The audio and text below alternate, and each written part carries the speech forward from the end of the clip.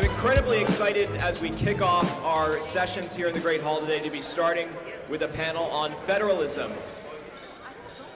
Sorry, the folks at the back, if we could just get a little bit of quiet, please, so we can get underway. Thank you. Thank you very much.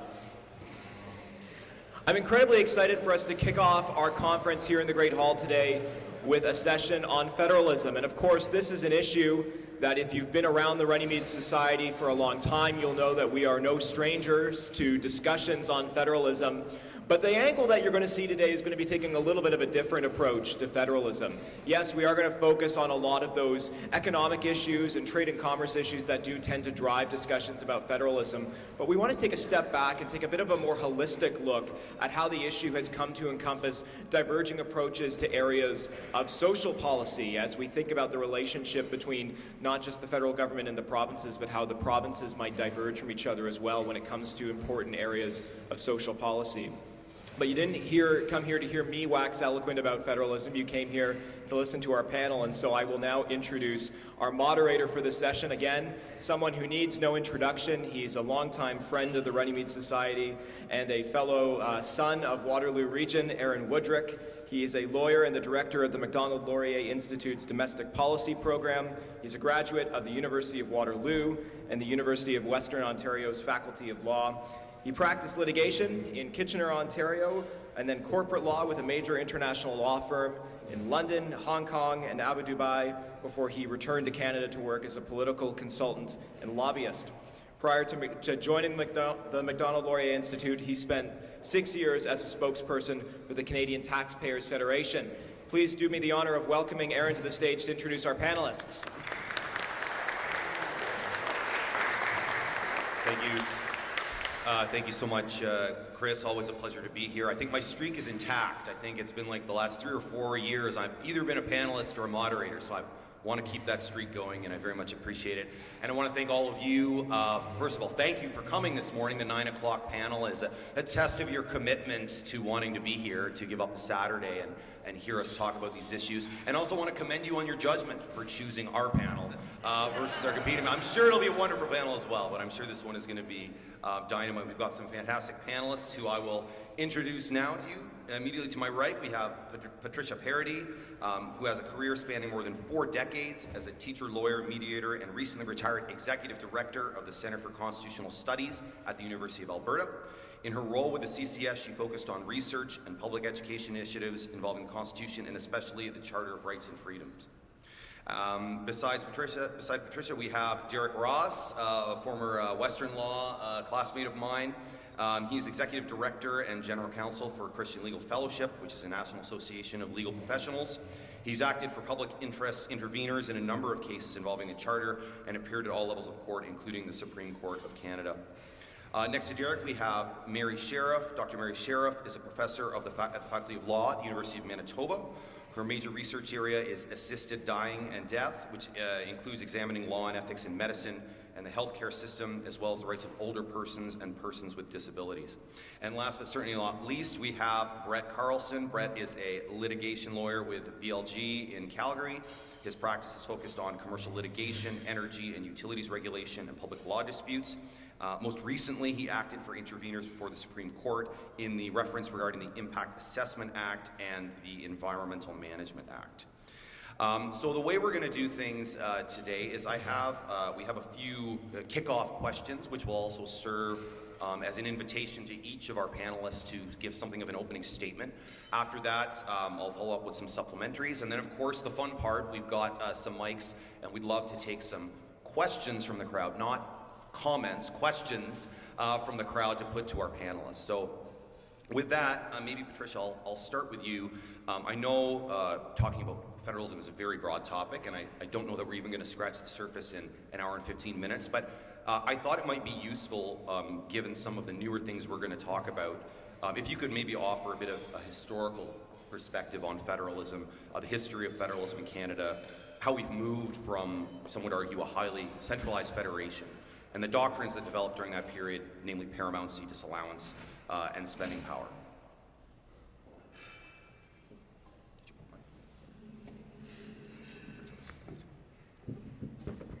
Am I on there? Okay, well, just to rush through about 100 and some years in about 15 minutes. Here I go. This will be old hat to some of you, but I think it's good to talk about the history and get us sort of situated before we get on to my co-panelists. Very happy to be on the panel with all three of you, and thank you for that introduction, Aaron. So, well, in any federal system, of course, there is a push-pull between federal and provincial powers. And, you know, it's an attempt at a fine balance between unity and diversity. It's certainly true from the beginning in Canada. Initial discussions about federating and the powers to be allocated between the new federal government and the provinces were heated and fractious, and there were so many stories that could be told. But the one that I just kind of stuck with me was 1983, George Brown, founder of the Globe, soon to be the Globe and Mail, one of the founders of the Liberal Party in 1867, gave notice of his intention to propose an all-party select committee on Canada's constitutional future, where everything would be open for discussion, including the Federal Union of British North America. He selected a group of 17 men with disparate political views, some of whom couldn't stand one another. That happened quite a lot in those days. There was a lot of drinking. And put them in a room, locked them in a room, literally, locked them in a room, to approach the work of finding a way out of Canada's constitutional problems. And at that time, there were two major political parties, the Reformers, the Liberal Conservatives. Neither, it seemed, could command a clear majority, and constitutional arrangements were not working. So 8 meetings were held in total secrecy. We've never found out what actually went on, but the fact that they were locked in that room has always been an interesting point. In any event, according to Brown, a compromise was reached. The government agreed to introduce legislation in the next parliamentary session for federalism. Now jump to Charlottetown, September. This is, you know, the maritime provinces had decided to have a meeting where they would discuss unifying, and then Upper and Lower Canada, having just discussed federalism recently, decided to, in a sense, crash the meeting. They invited themselves. They were allowed to come, but of course they came totally prepared. You're talking about John A. Macdonald, Etienne Cartier, Gall, Brown. These fellows were very big, you know, they were speakers, orators. So they came highly prepared with speeches about the advantages of a federal system that included the Maritimes from the very first meeting regarding Confederation. John A. Macdonald from Upper Canada made it clear that a centralized federation was the best option. Cartier from Lower Canada believed that political and economic power should reside with the federal government, but on condition that Lower Canada have full control over legal, religious, educational, and cultural institutions. And the maritime colonies, of course, expressed their requirements for that control as well. In the end, there was general agreement. A list of federal and provincial responsibilities was drawn up, and the central government operating the main levers of political and economic power, and the provinces looking after matters such as education, health, roads, law enforcement, etc. Notably, in that meeting, in contrast to the United States, residual powers, the POG powers, were given to the federal government. Now, the following month, Quebec Conference, this is still 1864, the issues of regional representation in the upper house, the Senate, and the federal provincial allocation of debts, assets, and taxes were thrashed out. 72 resolutions were formally adopted there, which set out the terms of what would become the Canadian Federation, and in particular the distribution of powers between the new federal parliament and the provinces. On the question of finances, I find this interesting. The federal government would assume provincial debts and provide revenue to the provinces based on population. Now, note also that PEI decided to opt out at that point in time, not interested. Then on to London, several different drafts of the BNA Act were thrashed out, and in addition to formalizing a federation with a strong central government, one of the primary goals of Confederation in 1867 was to preserve a considerable degree of autonomy for the 4 original provinces. Another primary goal of Confederation was to provide the provinces with the collective benefits of an economic union, greater financial strength, and an increased capacity for defense. Now, Peter Hogg says, in the early years of Confederation, the relationship between the new national government and the provinces was, if anything, understated by the term quasi-federal. It was more akin to a colonial relationship. The national government, with the bulk of governmental revenues and the most able politicians, exercised a control over the provinces not unlike that of an imperial government over its colonies. And the inclusion of disallowance in the BNA Act is a very good example of that. Section 90 of the BNA Act gave the federal government the power to disallow provincial statutes. It's an authority granted to the Governor-General in Council to invalidate an act passed by a provincial legislature. Its purpose was to keep the newly formed provinces, which had of course been very autonomous up until that point, in their constitutional lanes. So they opted, in fact, to retain a similar power that the federal government the British Parliament had over its colonies. So that in terms of architecture, it quite clearly gave the federal government the upper hand. It was used 112 times between 1867 and 1911, mostly during the tenure of Prime Minister John A. Macdonald, who, by now it should be clear, was very much a centralist. It was last used in 1943 in reference to an Alberta Act, interesting, prohibiting Hutterites and foreign powers from enemy aliens. Hutterites and enemy aliens from owning large tracts of land. Of course, the federal government thought the enemy aliens were their jurisdiction, and so hence disallowed that 1943 act in Alberta. Anyway, there was an attempt to abolish this act as early as 1887. That's 20 years after Confederation. Several provinces convened at the invitation of Honoré Mercier, the Premier of Quebec, not surprising, at least in part because of frustration over the federal government's profligate use of the disallowance powers. It should be no more, I'm quoting, permitted to the federal government to disallow a provincial act on the pretext that it affects federal grants of federal rights than it is permitted to provincial governments to disallow federal acts because they affect provincial interests. Now, doesn't that sound like something a Western Canadian premier might say today? The conference ended with a resolution that the power of disallowance be abolished, but that never happened. But it does illustrate that even in this early period, disallowance was not particularly harmonious. Now, of course, there was another attempt to abolish the disallowance portion of the act in the Charlottetown Accord, but of course we all know the Charlottetown Accord never came to fruition, so that attempt also failed. Now, scholars today consider the disallowance power, largely, most scholars, to have fallen into disuse, and that's for two reasons. First, the courts have come to be seen as a more appropriate arbiter or umpire of federal provincial disputes. As courts began to sort out questions of jurisdiction and scrap laws that overstepped jurisdiction, it became naturally less important for the federal government to need to intervene with disallowance. The second was that Canada came to be seen as a collection of equal partners rather than the strong federal central with a bunch of subordinate provincial governments. Now, some would disagree with that statement, but I think we'll probably get into that later on in the panel. So the scholarship on disallowance shows a fairly clear evolution away from the practice as Canada matured. Over time, provinces were capable of rendering this power a dead letter. The provinces would view any use of it as an extreme provocation with the potential of undermining federalism itself. That is today. Now, I know some people have talked about it in reference to the notwithstanding clause, and we'll perhaps talk about that later. But in any event, the broader issue with disallowance is its incompatibility with modern Canadian federalism. Even in the secession, the reference resecession of Quebec, the court said the 1867 constitutional moment represented a legal recognition of the diversity that existed among initial members of Confederation. Legislative powers are exclusive, and one government is not subordinate to the other. And that's from the secession reference from the SCC.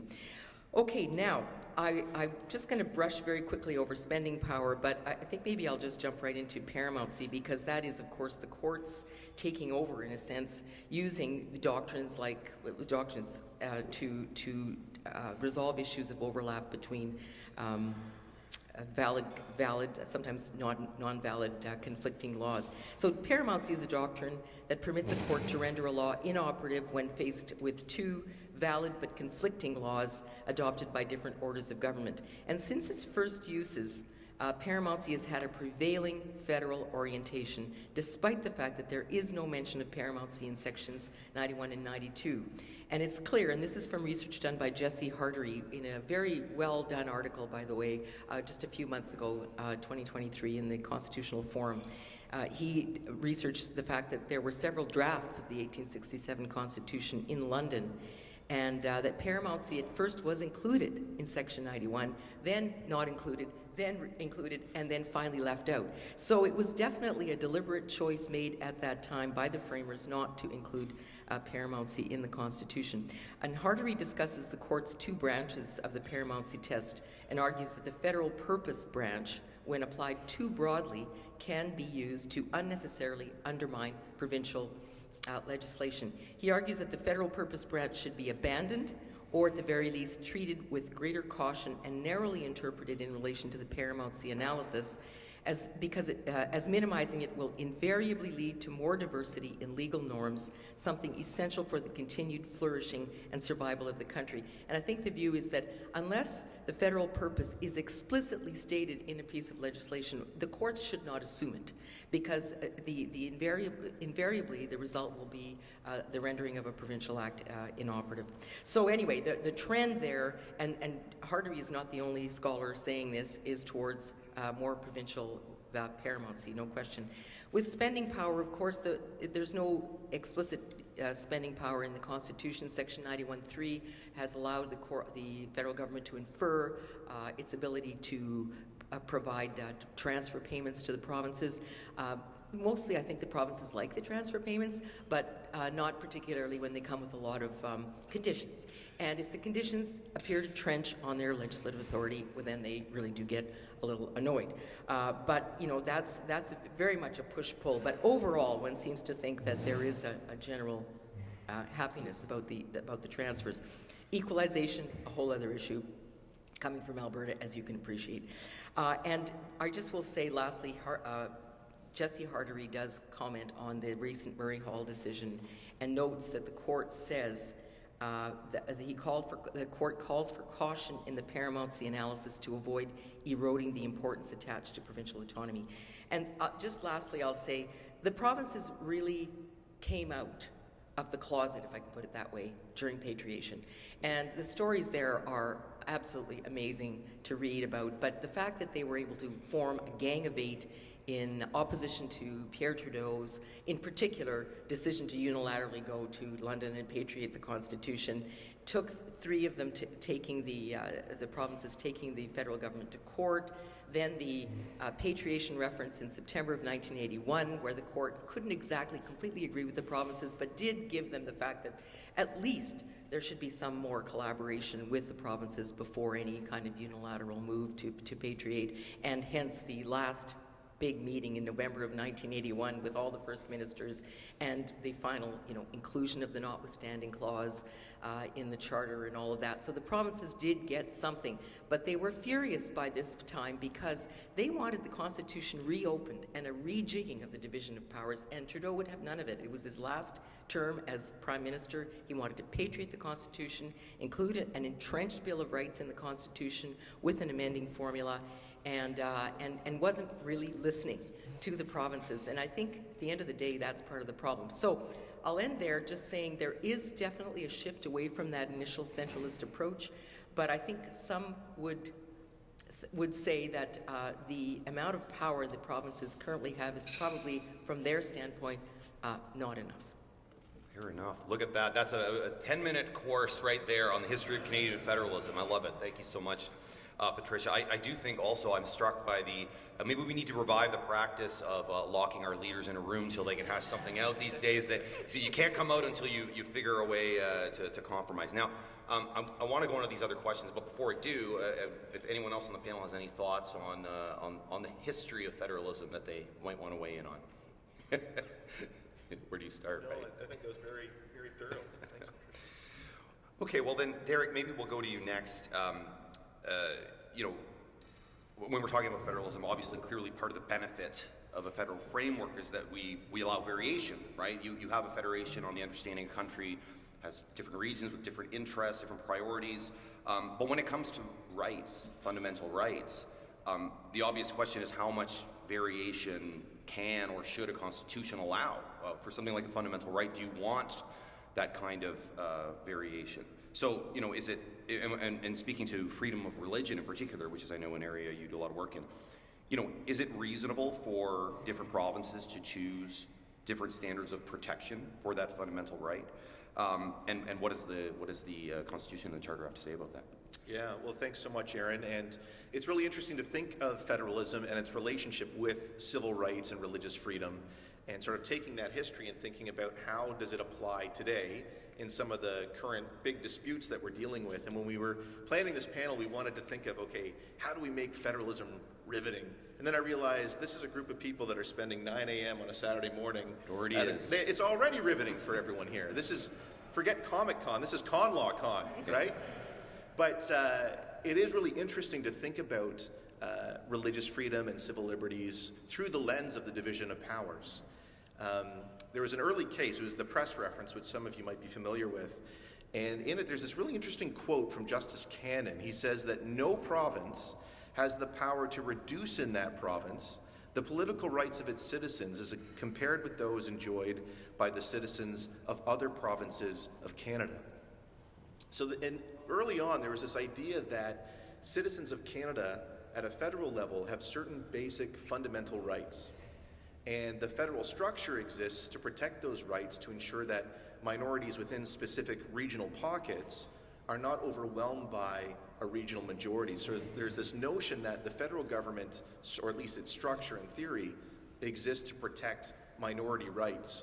And that was really done through the division of powers. And we forget sometimes that freedom of expression and freedom of religion existed and were litigated for decades before the Charter. The Charter didn't invent those freedoms. It crystallized them more explicitly in the Constitution. But it's really neat to look at some of that pre-Charter case law. How were questions around religious freedom litigated? Often it was through a division of powers lens. And we see this coming into sharper focus now, today, because of cases where the notwithstanding clause is being invoked to suspend the operation of protections like Section 2 religious freedom. And we see that in the Bill 21 case, which I'll talk about in a moment. And so the question becomes, well, where else in the Constitution are there provisions which are relevant to the adjudication of disputes surrounding limitations placed on fundamental freedoms? And I think this case called Saumur, which was a 1954 case out of Quebec, is a really interesting case study.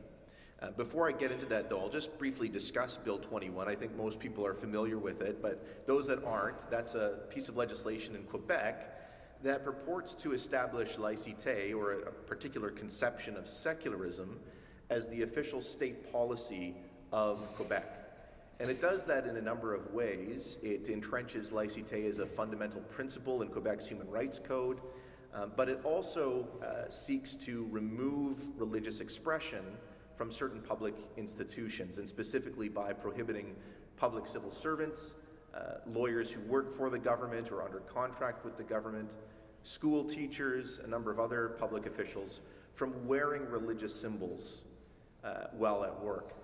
And so the Quebec government has invoked the notwithstanding clause, because otherwise this would be a clear prima facie breach, at least, of Section 2 and Section 15. And the question that becomes, what else is, if anything, is at play in the Constitution? One of the issues at the lower courts, this was a case called Hack, H-A-K was the name of one of the plaintiffs, was the division of powers.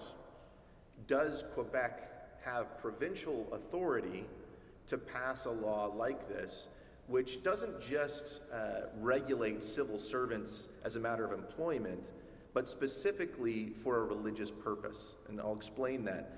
What Bill 21 does is it prohibits individuals from wearing religious symbols, not as a health and safety measure, not because of concerns, for example, that clothing might pose a risk with wearing helmets or using heavy machinery.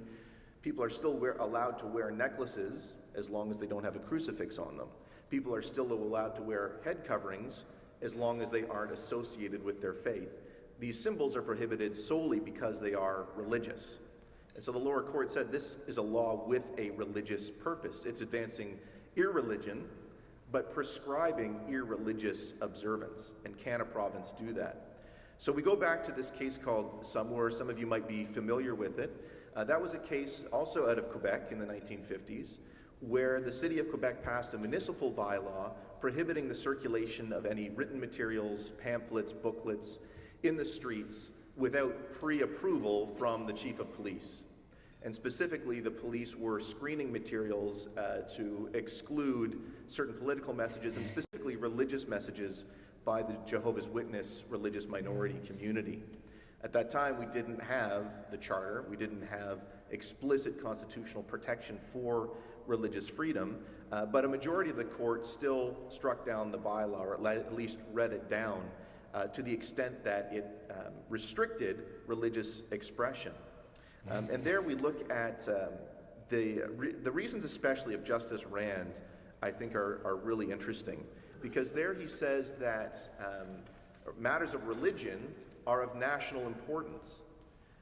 He said that the expression, he looks at the statutory history of the ground of power that the province has had dealing with property and civil rights of a local matter, and he said that matters of religious belief, duty, and observances were never intended to be included within that allocation of powers. If it had been so, he said, the exceptional safeguards to Roman Catholics would have been redundant. He's referring to Section 93, which specifically protects minority religious school rights. He went on to say that legislation in relation to religion and its profession is not a local or private matter. The dimensions of this interest are nationwide.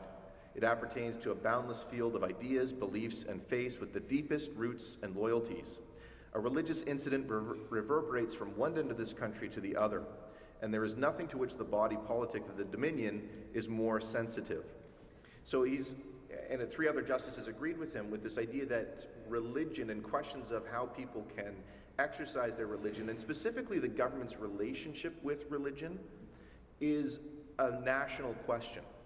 And there's also some early case law that talks about how Canada does not have a state religion, that all citizens are entitled to be treated equally. And there was a quote there as well where the court said in a case called Chaput that, and I'll just pull that up here, that it would be a problem if a religious minority in one province was not entitled to the same protection that they would have in another province. And so it was not be permissible for a single province to establish its own state religion, essentially, because that really deals with our national society, our national identity. And so CLF intervened in the Bill 21 litigation. We made the argument that with Bill 21, Quebec is essentially establishing irreligion as a state religion, and that goes beyond what a province is permitted to do.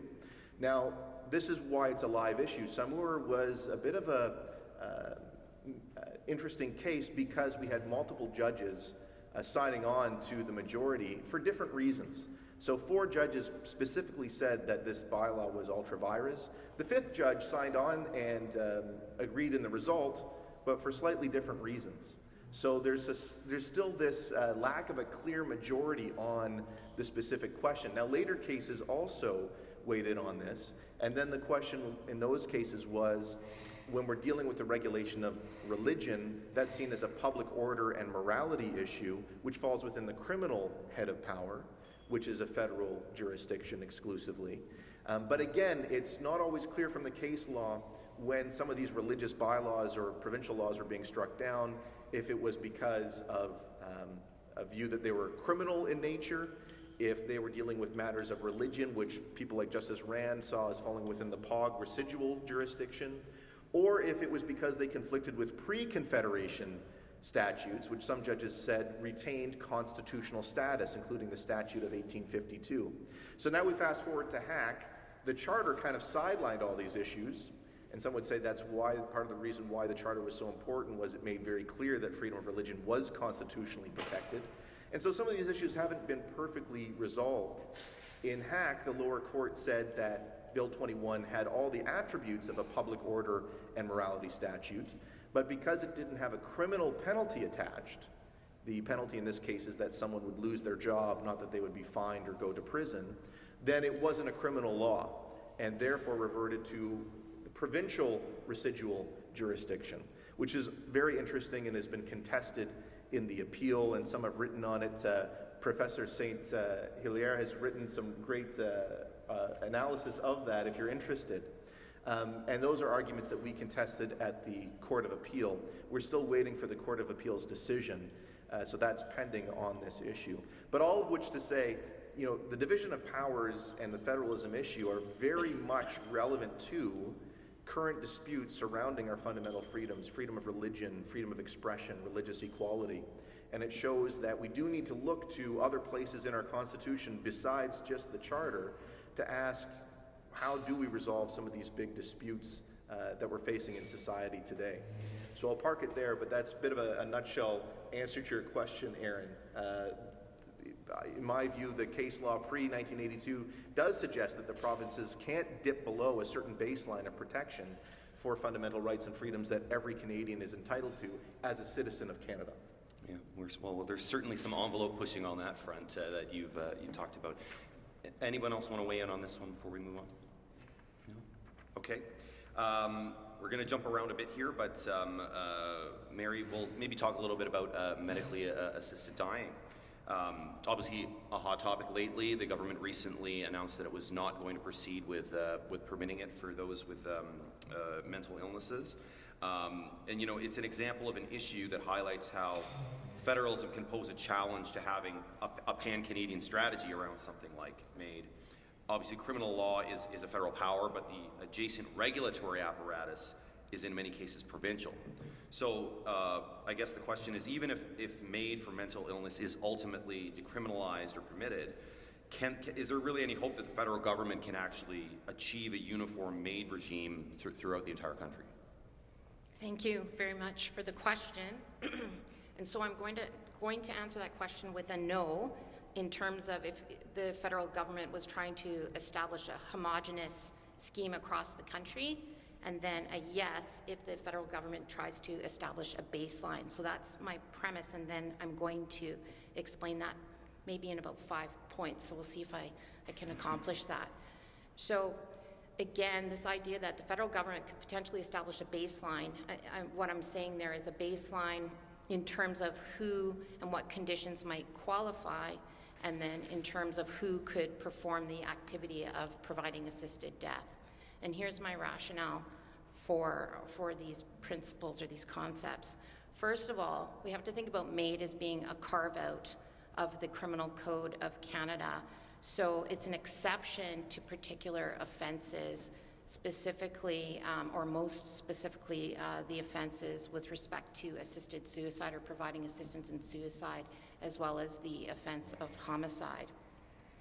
And what the Criminal Code does then is provide that carve-out and then sets out specific criteria for who might be able to receive assisted death, as well as sets out some safeguards and some procedures that have to be followed. But ultimately, what it's doing is setting up the situation where people won't have criminal liability attached to them, provided these criteria in terms of eligibility or safeguards are followed. So if you recall back to the Carter case itself, which is a 2015 decision now of the Supreme Court of Canada, you'll recall that it was an absolute prohibition that was determined to be unconstitutional, right? It was considered then, just sort of to get to the heart of it, that the absolute prohibition was too expansive, catching within the prohibition certain people who would be outside of the net. So the net was cast too broad, and was cast too broad in respect of people who were seeking assisted death, who had a particular type of condition, who didn't need protection from the government, and were not considered to be vulnerable. And so that's how that carve out from the criminal code is crafted, with all of that in mind. So it's an exemption. So that's my first point, is that it's a carve out. Drawing on that then, the carve out from the criminal code, and we've got now the Murray Hall case, which I'm looking at Derek because I know Derek will have a few things to say that I'm definitely going to miss. But the carve out, making an act permissible through the exercise of the criminal law power, number one, does not confer a positive right to that activity. And secondly, and importantly, the province then can regulate in such a way that may even potentially narrow or restrict the permitted activity if it is done for a valid provincial purpose. So this was a discussion and a debate going on with respect to the medical assistance in dying conversation for a very long time as to whether or not there was a positive right to MAID. And what happens with this Murray Hall case is it basically confirms that there is no positive right to MAID. The criminal code can't actually do that. And again, the provinces can restrict. So just to give a very brief description of the Murray Hall case, just to sort of tie it back to MAID in a moment, Murray Hall involved a case where there's permissibility of having cannabis, certain number of cannabis plants, I don't know, 4 or 5, for personal, that you could have in your home for personal use. And Quebec passed a law which then prohibited the ability to do that under the criminal code in order to regulate the use of cannabis for the purposes of protection of health, protection of vulnerable persons, including and in particular the health of youth with respect to cannabis. And I just want to read a quote here, if I can pull it up on my piece of paper here. The court said that the concerns about the harmful effects of cannabis on health did not disappear merely because the substance was decriminalized. And so this gives opportunity then for the provincial government and gave opportunity then to go in and regulate it and create their own regulatory framework around cannabis, essentially narrowing, if not fully restricting the federal provisions within the criminal code. Now, we'll maybe talk a little bit more about this, but what the court did say was that it was all about the purpose. And at least that's my takeaway, if the purpose of the provincial law has a valid provincial objective like health, then that should make it valid, notwithstanding that it's valid within its jurisdiction, notwithstanding that it might actually restrict what was permissible under the criminal code. Okay, so going back then, so I think the Murray Hall case is a great case because it's very straightforward, it's very clearly written, there's so many amazing quotes actually in that case that one could draw on, but it really does crystallize that there is no positive right. So into the MAID realm then, we can see that Quebec has basically 2 assisted death schemes operating. There's what is permissible under the federal criminal code, and then Quebec actually passed its own end-of-life legislation prior to the decriminalization in the criminal code. Okay, so that was already in place before the Carter decision was decided, and they had it basically constructed as end-of-life legislation, constructed from the perspective of health, the health provincial jurisdiction over health, and so that end-of-life scheme was in place.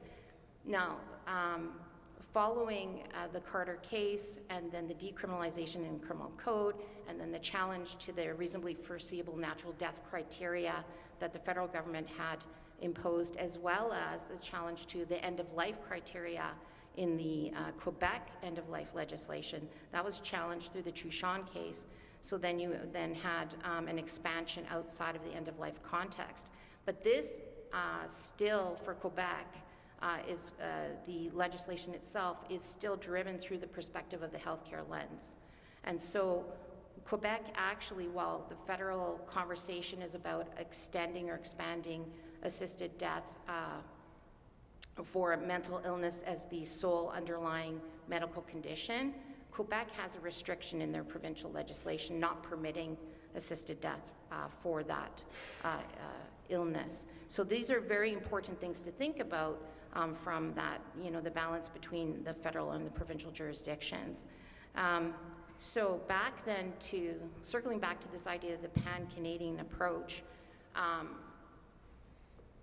what obviously would have to happen is to have some form, and there has been a certain amount of cooperation as between the federal government and the provincial governments to determine how MAID should be regulated, to determine how it should be unrolled and so forth.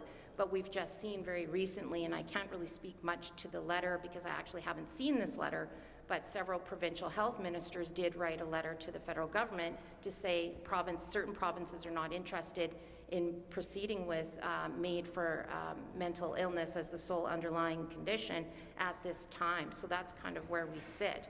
So even if there is, though, cooperation between the federal government, as far as I can tell, and the provinces on the issue of MAID and regulating MAID, there's still going to be regional differences.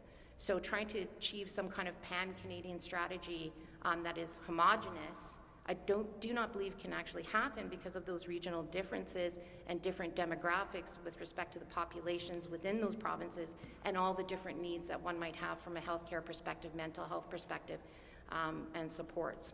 So perhaps at best, and I know there will be certain people that will not agree with this, but at best I would think that the criminal code carve out for MAID establishes a baseline for what is permissible under the criminal law, and then from that creates a baseline for what safeguards would be necessary or have to be in place at minimum for each province, but that does not necessarily, of course, restrict provinces from regulating further.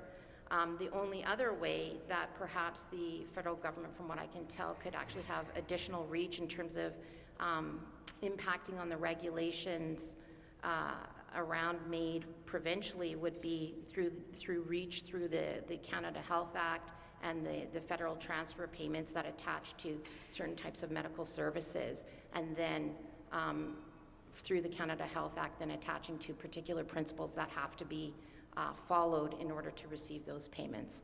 So that's my comments. Okay. I'm starting to think we should have had 4 panels. There's so much to chew on with each of these individual issues. Derek, I know you've done some work on MAID as well. Didn't you have any comments on this one? Yeah, well, Mary did an amazing job with that summary. I think the only thing I would add is that in Murray Hall, when the court discussed the criminal law power, it was very clear that the federal government's criminal law power, as you said, is prohibitory in nature only. It can only prohibit conduct or permit it, but it can't create a freestanding right that becomes a positive right that citizens can then hold against the provinces, or that the federal government can compel provinces to permit carte blanche. And the reason it said that was because if it were otherwise, if the criminal law power could create positive rights, that would extend the federal government's power improperly beyond the scope afforded to it under the division of powers, because then the government could be dictating to the provinces how they administer health care. And that would be an improper crossing of the line. So in the context of medical assistance in dying, for example, yes, the federal government can legalize it in the sense that provinces now can sponsor it through their healthcare system, but it cannot unilaterally dictate to provinces that this is what you must sponsor and provide through your state-funded healthcare system. There's still room for provinces to, as you mentioned, further regulate it or even restrict it altogether. But, as you mentioned, Mary, it can't be for a criminal law reason. It can't be for reasons necessarily of morality, but related to concerns about health and safety. And I think MAID is a really important example where we're seeing some of those concerns come to a head. And Mary and I co-authored a paper with Professor Trudeau Lemons at the University of Toronto in the Manitoba Law Journal, if anyone's interested in looking at these issues. And of course, this is all still subject to the Charter, right? So the Charter may itself be relevant here in terms of whether there is a right or not a right. But short of the court making a declaration on that point, which in our view the court has not done in the context of psychiatric disorders, there is very much room for the provinces to regulate further or restrict further in this field. Okay. Now, Brett, I know we haven't forgotten about you down at the end there. We've done some history. We've dealt with some very thorny social issues, but we should, of course, also talk about some important economic issues. And we've seen some recent cases that obviously have a federalist angle, including the recent challenge to the carbon tax, the Greenhouse Gas Pollution Pricing Act, the Impact Assessment Act as well, and the single-use plastics regulations. So I guess I wanted to put to you, as someone who practices in this area, if you could talk a bit about some of the legal, maybe political factors that are driving this uptick in division of powers litigation, and maybe looking forward, what you think some of the impacts have on the next round of sort of forthcoming, we can call it the energy wars, I guess, things like clean electricity regulations and oil and gas emissions caps. Sure. So I think I'll start with just some of the political and legal causes. It's obviously a very exciting time in Calgary. We're mostly stuck doing oil and gas contracts disputes, so it's good to get a flavor of some of these constitutional issues in private practice. But just to some extent, I don't think it's unexpected that we find ourselves here after 4 or 5 high-profile energy cases. The environmental the ambit of environmental regulation is very large. It impacts many different industries, and it's something that both levels of government appear to have a growing interest in regulating. So to some extent, you expect both sides to fill that void, which wasn't expressly contemplated in the Constitution. Now, that's sort of the normal course explanation for it. I think what's made it a little bit more explosive recently is the fact that it's an extremely polarized issue, right? It's polarized from the perspective of the policy itself. It's polarized from the perspective of divergent regional interests, and so that in turn has created, I would say, boldness on the side of the federal government, trying to create some sort of national coherent system, and in some cases open defiance from certain regions that have some economic skin in the game, and so this has obviously boiled over into the courts. But some of that political boiling under the surface is to be expected when you have a new area that needs to be legislated, and courts haven't quite figured out what to do with it yet. So to some extent, that's expected and legitimate. On the legal side, I think there's a gap there on most of these issues, right? So maybe not so much on the BC Pipelines case, where BC was trying to essentially prohibit the flow of heavy oil into the province of BC. But there was some uncertainty for a long time about general laws of provincial laws of general application being applied, potentially stymieing certain federal undertakings. I think in the GGPA, that was a lot more uncertain, right? POG hadn't been applied directly in an environmental context for a long time, so that needed to be resolved. The Impact Assessment Act reference, which just came out, I think the last case on that was probably Old Man River, right? And it was a completely different scheme, and so it was again ripe for investigation from the courts. In the plastics case, Hydro-Quebec was the last case where Supreme Court case where the criminal law power was applied to environmental regulation, again, ripe for clarification. So you have this, political uncertainty, you have this legal uncertainty, and it's all just extremely ripe for the courts to move in, and that's exactly what they've done. I would say it's not particularly healthy right now when you start to get this level of polarization and you get, defiance from the provinces, but I think to some extent that'll work itself out. So in terms of where we might be going on this, I'm personally fascinated with these clean electricity regulations and the oil and gas emissions cap, and to some extent the methane emissions cap. And this takes us back to the criminal law power. And I think most people, most commentators on the issue so far have they do expect it to be, the criminal law power to come into play here, and that to be Canada's primary argument. Nothing's been challenged yet. I think they're all still in draft form. But if there was ever an issue where there's uncertainty in the law, it's on the use of the criminal law power in the environmental context. The last time that was upheld, as I said before, in the environmental context was in Hydro-Quebec. There's been a couple federal court cases, Syncrude being one of them, the recent plastic case being another. But everywhere in between, when the Supreme Court has touched this issue, especially recently, just generally with the criminal law power, it's been an extremely divided court, and I think the big issue with the clean electricity regulations and emissions cap, they're viewed as production caps by most of industry, right?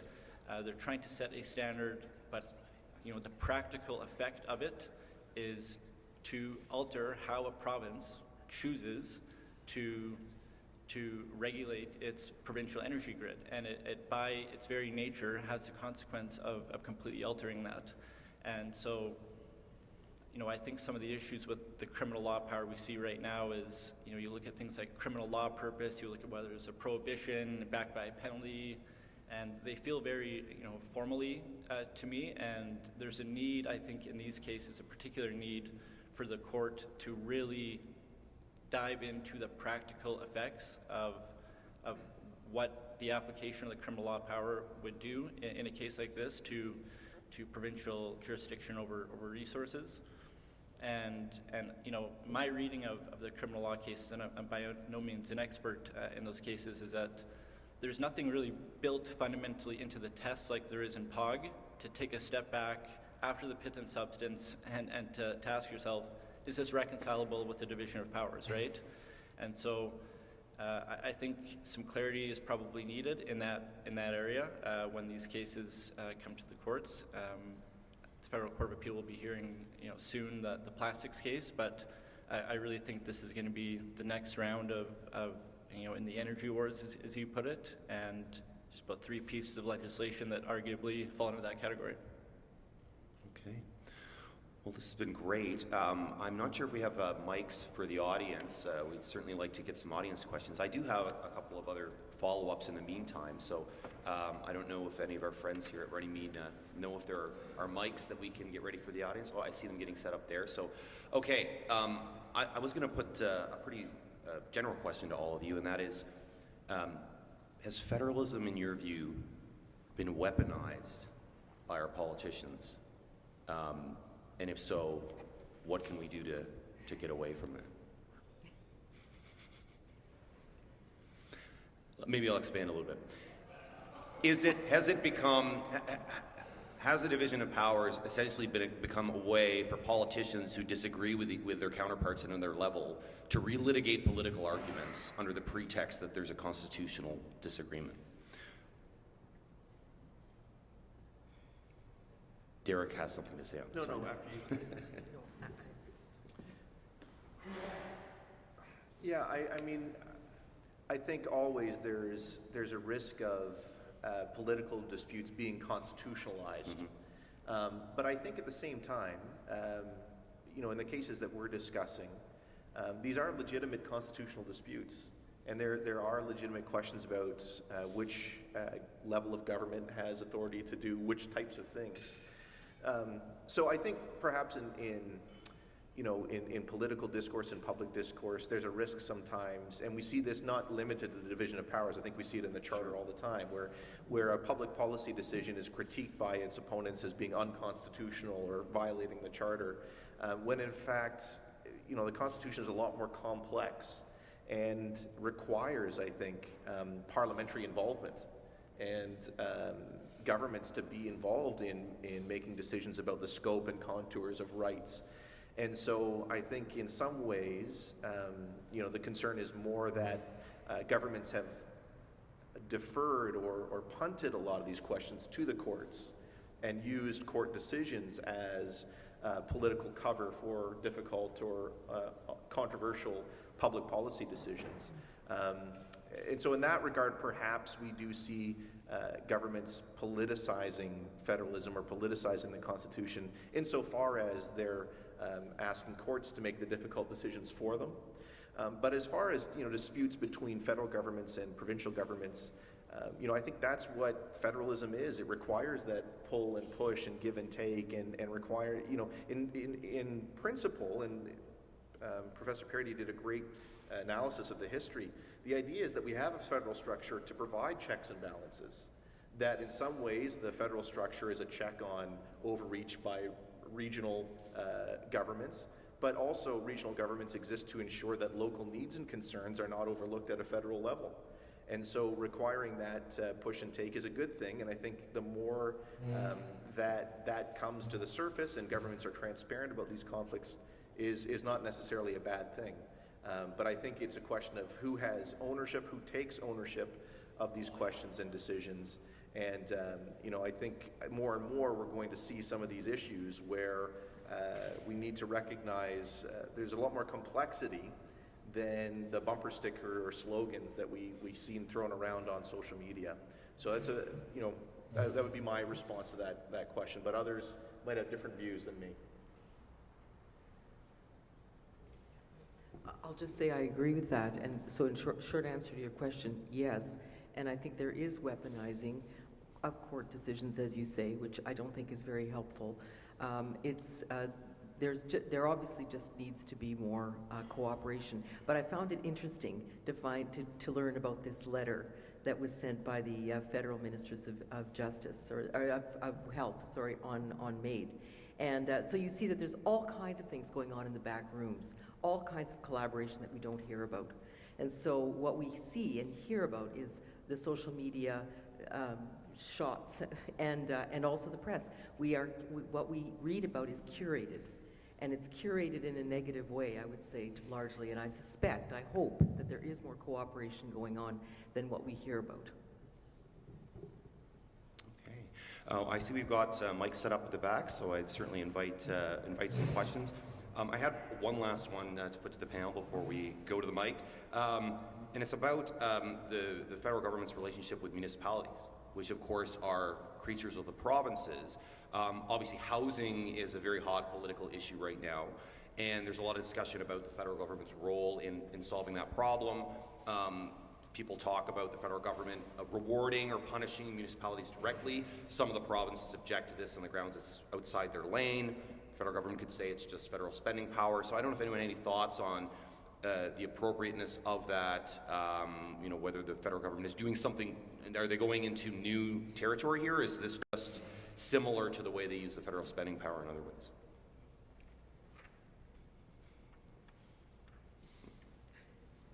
Well, I have to say, one of the interesting things is that our premier in Alberta has just asked all municipalities to report, municipalities in the province to report what transfer payments are coming to them from the federal government, what arrangements, what contracts. She would like to see all federal monies reported. And so the question is that because this will become a point of contention, or as someone suggested to me, maybe it's just to ensure that everyone's taking advantage of the transfer payments that are coming their way.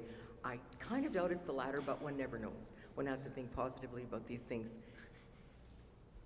And I'll also say, Peter Hogg's view on spending power is that once you raise the money, you should be able to spend it any way you want. If you want to give it to a municipality, if you want to give it to a corporation, with conditions, without conditions, that is entirely up to you. And he says that is true of the federal government as well as the provinces. I'm not saying Peter Hogg is correct on this, but that's his point of view. Fair enough. Okay, we can finally get some questions. I won't hog the mic.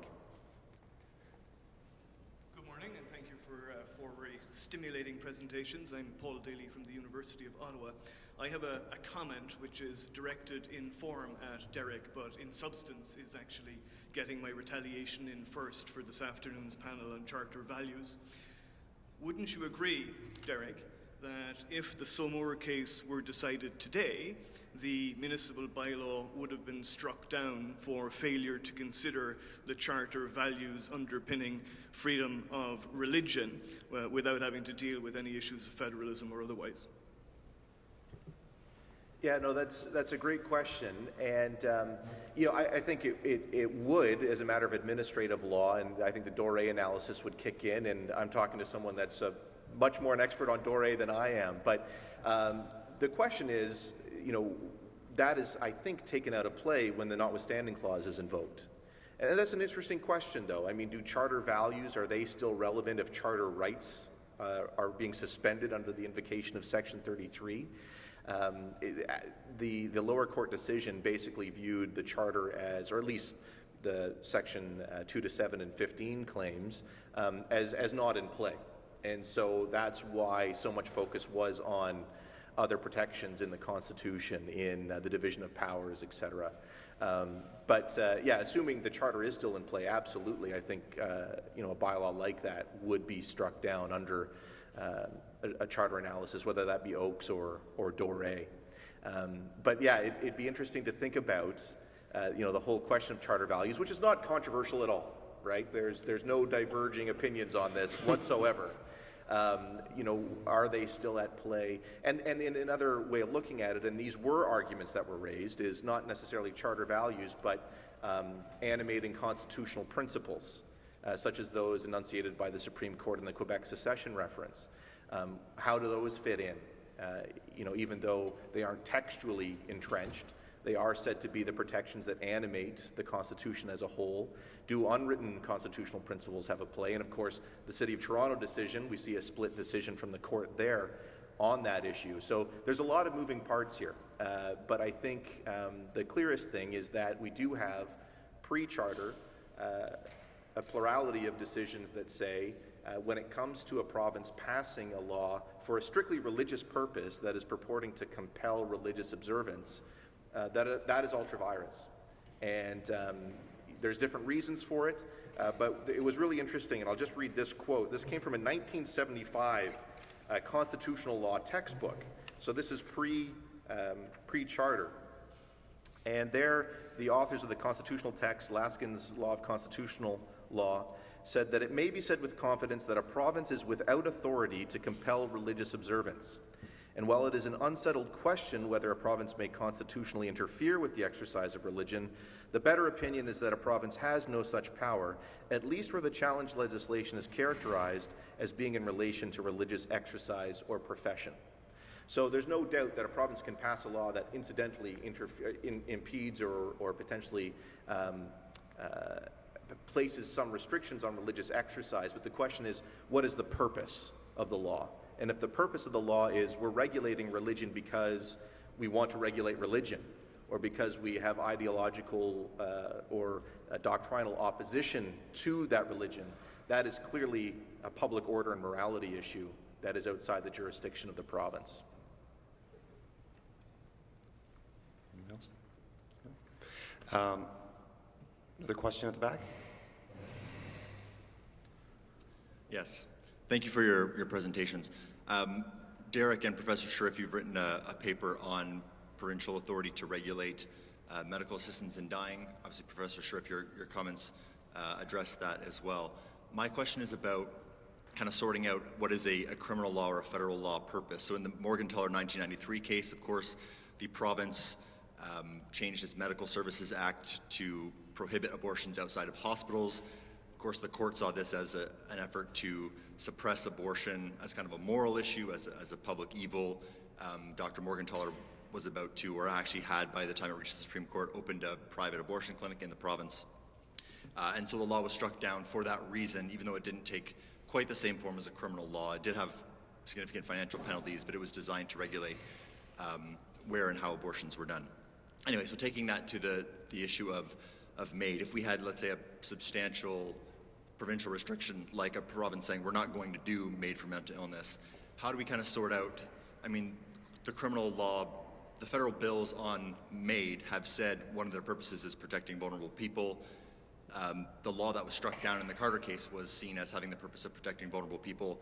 A province regulating the practice of medicine might say our purpose is protecting vulnerable people. Again, these are both kind of moral purposes, right? How would that kind of be worked out? And we might also think in this context of the example of Alberta saying, you know, we shouldn't be doing certain surgeries or prescribing certain drugs to minors that may affect their ability to have children down the road, right? This gender-affirming care issue. Again, seems moral. How would that kind of play out in that, deciding is this a criminal law or a provincial law purpose? Thanks. Okay, sure.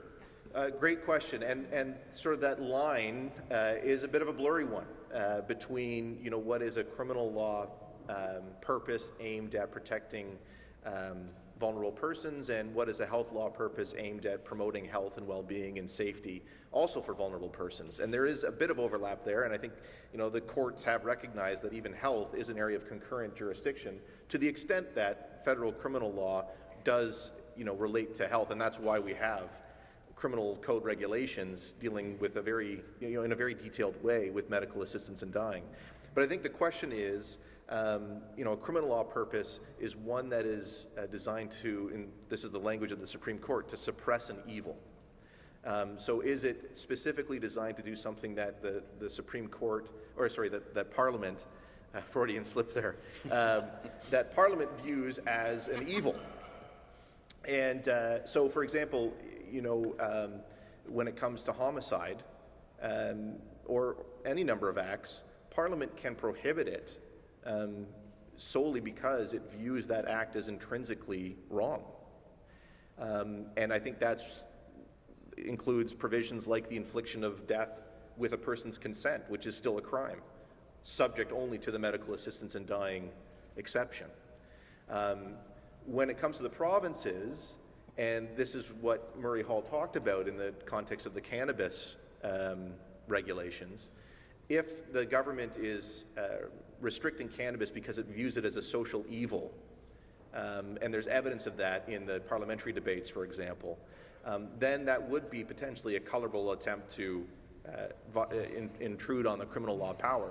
But if it's part of a health law scheme that is designed to promote health, that is part of an overarching system of, okay, we're allocating scarce resources, what are we viewing as the most medically efficient, clinically appropriate response to certain conditions, disorders, ailments, illnesses, then that clearly falls within health. Now, there's going to be overlap, but I think when it comes to medical assistance in dying for psychiatric disorders, and Quebec is a good example, where there's been select committees that have looked at this from a medical perspective and concerns about how this interferes with other clinical and medical priorities surrounding suicide prevention, for example, concerns about being unable to determine irremediability for mental disorders that psychiatrists and clinical specialists have consistently said is very difficult, if not impossible, to determine with any reasonable confidence whether an individual case of a psychiatric disorder is or is not remediable.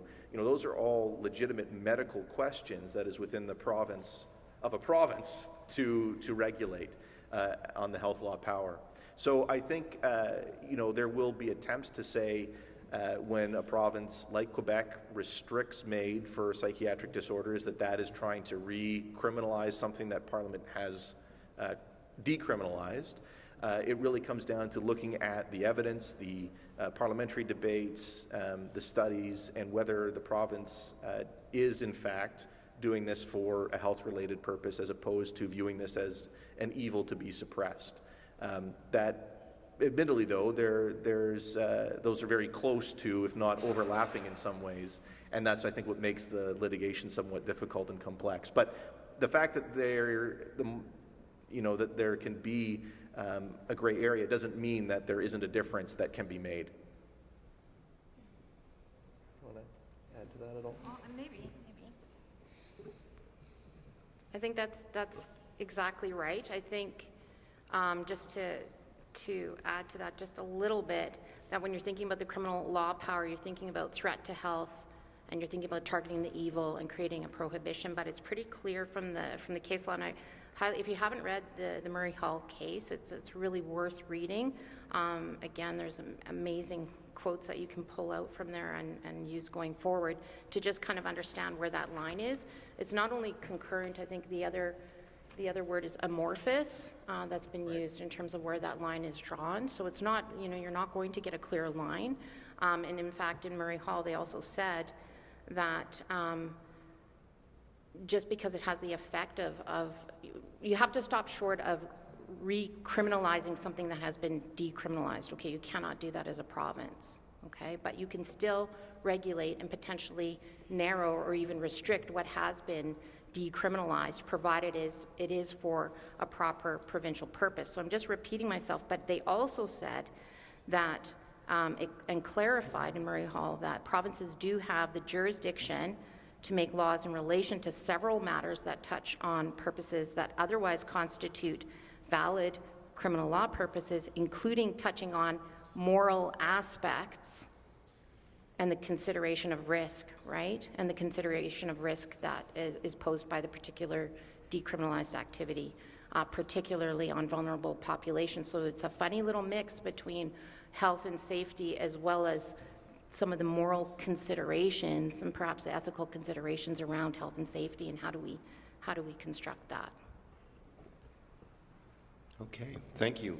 I see we're just at about time here, so Andy Crooks, the last word to you. Sure. Okay. Coming back to Professor Paradis' historical outline and the trend from older to more modern understandings of federal-provincial relations, which you characterized or quoted somebody as characterized as going from a colonial to a stronger agency. My question is directed to the other three panelists. If I'm right in that, or in understanding Professor Paradis' comments, in your lanes, do you think that trajectory of growth in provincial authority will continue? So in freedom, That's my religion, question, made, and the energy sector. Yeah, I mean, I think it's difficult to speculate on that, but I mean, I will say we are seeing, for example, provinces with more frequency invoking the notwithstanding clause. And again, we're now moving out of federalism, I appreciate, and into the charter issues. But I think there is a sense of provinces having concerns with the way that rights are being interpreted, both in the courts and potentially, at the level of the federal government, and taking the position that they have a different understanding and interpretation of the appropriate balancing of competing rights claims. And there's going to be strong opinions on that, and whether that's appropriate, and whether the notwithstanding clause should be invoked, or if it should be invoked preemptively, or after courts have at least heard out the claims of the competing priorities that the provinces are trying to strike. But I think the trajectory we are seeing is that provinces are willing to do that which for many years provinces other than Quebec were not willing to do, in terms of invoking the notwithstanding clause, and there might be similar constitutional boldness in other areas as well. I believe, to my knowledge, Bill 21 is the first time that any government has invoked the notwithstanding clause specifically to suspend the operation of Section 2A, freedom of religion. I could be wrong on that. And so, that, of course, is why there's now so much more dialogue of other provisions, other constitutional resources that might be at play. So I think, in some ways, there's opportunities here for a more robust dialogue of a holistic understanding of the Constitution and the various interplays between levels of government. But certainly, provincial governments have not been shy to advance their policies and do so through means that traditionally have not been used as a matter of constitutional mechanisms.